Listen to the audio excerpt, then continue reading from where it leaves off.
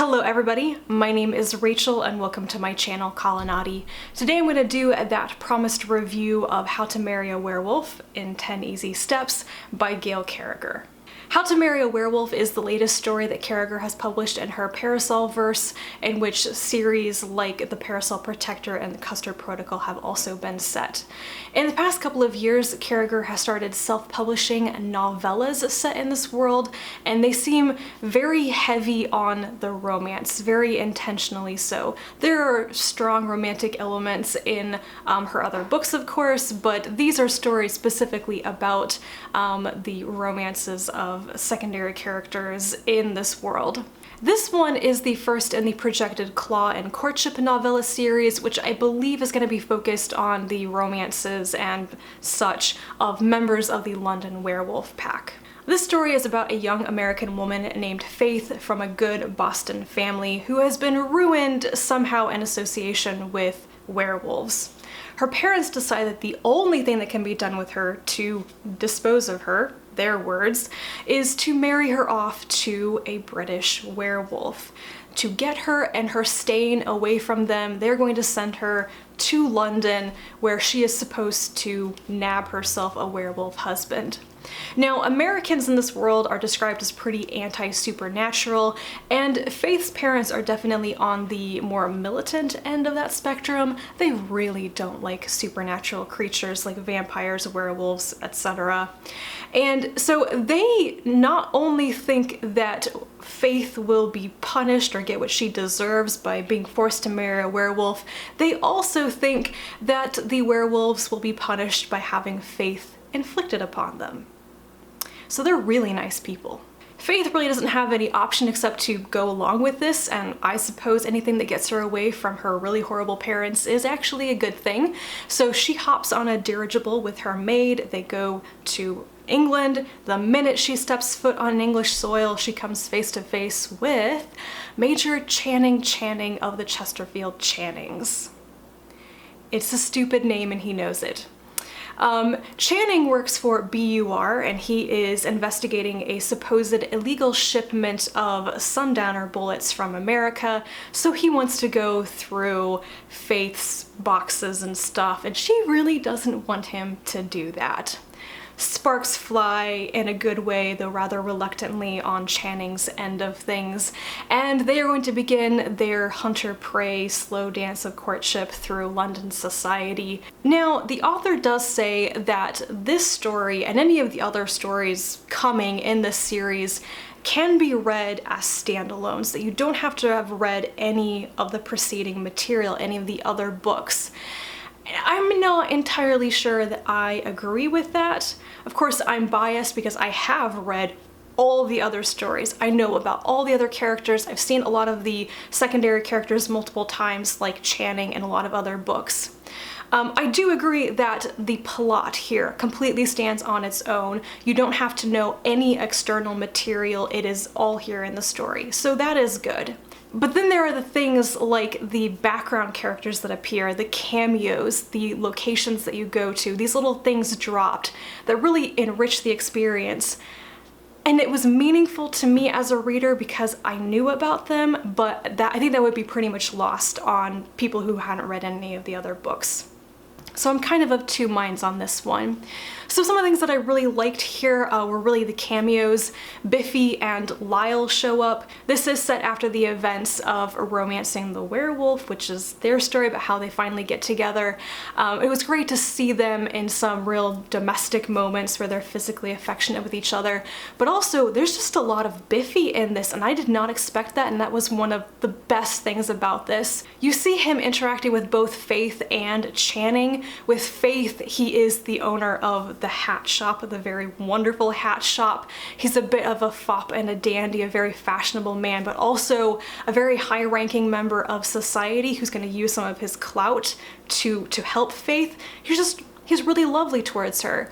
And then as Channing's alpha, you really see that side of Biffy too. He's a very unusual alpha, personality-wise, background-wise, and just his physical characteristics. He doesn't seem like an alpha, but there's a reason why he is one, and that's that kind of control and steadiness that he brings to Channing, that Channing really needs from his pack.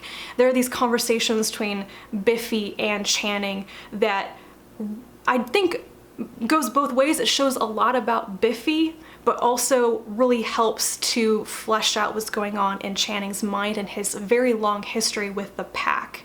The other thing that I really liked about this is how it deals with Channing's character. Channing is very easy to dislike. He's kind of meant as that sort of character. He's a long-running secondary character who has always been kind of cold and distant and a little bit cruel, a little bit unlikable, and he's that character that a lot of longtime fans love to hate. So I was very happy actually that this story doesn't try to redeem him. It doesn't try to change him, and it's pretty unapologetic about the way that Channing is. And I like that. I think it's kind of bad to have romantic stories that promise to completely change one of, the love interests. That's not how things should really work. Channing has his damage, of course, but he's also in need of the right person who gets him, who clicks with him. And that is what I think this story actually delivers on. That, however, leads me to the big con of this story for me. And I want to stress that this is very personal. It's about my personal taste in romantic stories. Channing is very in touch with his werewolf self. In fact, he makes a better wolf than a man. He's a beast inside. He really has those instincts of a wolf, and he's brutal. He likes killing things, and it should come as no surprise that this is consistent with his entire character. When it comes to relationships and sexy times and stuff, Channing gets off on being the hunter, chasing after his prey, and his prey struggling a bit.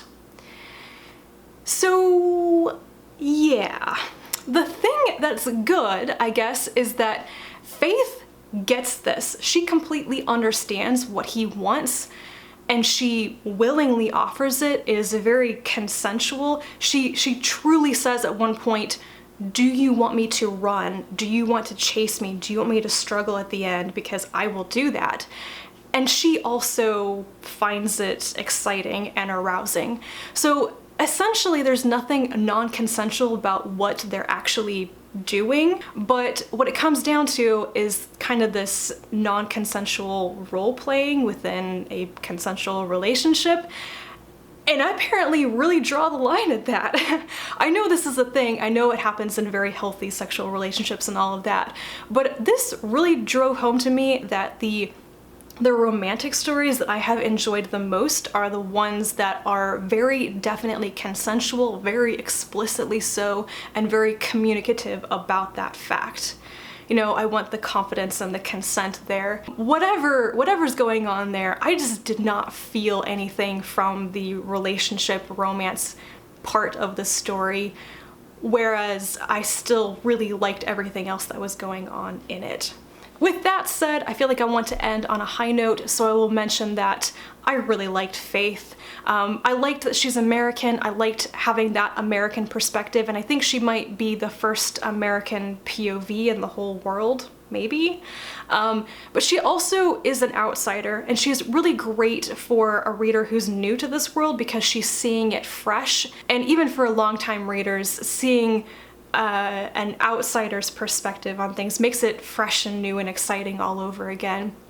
I also liked that Faith was pretty strong-willed. She has the spine and the wit to stand up to Channing, to not back down under his intensity and his roughness, and she penetrates his exterior very quickly. She's very perceptive about his nature and what he wants, and that she wants that as well. She wants to be with him. So I really liked that. And the final touch for her was that she is a geologist. You don't actually see her doing geology, but it's mentioned. She clearly has a life and passions and a purpose outside of being a love interest in a romance story, and I really liked that. And those are my thoughts on How to Marry a Werewolf. Not my favorite of her stories, but I still enjoyed a lot of it. And I'm really looking forward to what might be the next romantic pairing, either in the Claw and Courtship series or the Supernatural Society series. So do let me know if you have read this novella and what you think about it. Leave me some comments down below. Thank you very much for watching, and I will talk to you again soon, and until then, bye.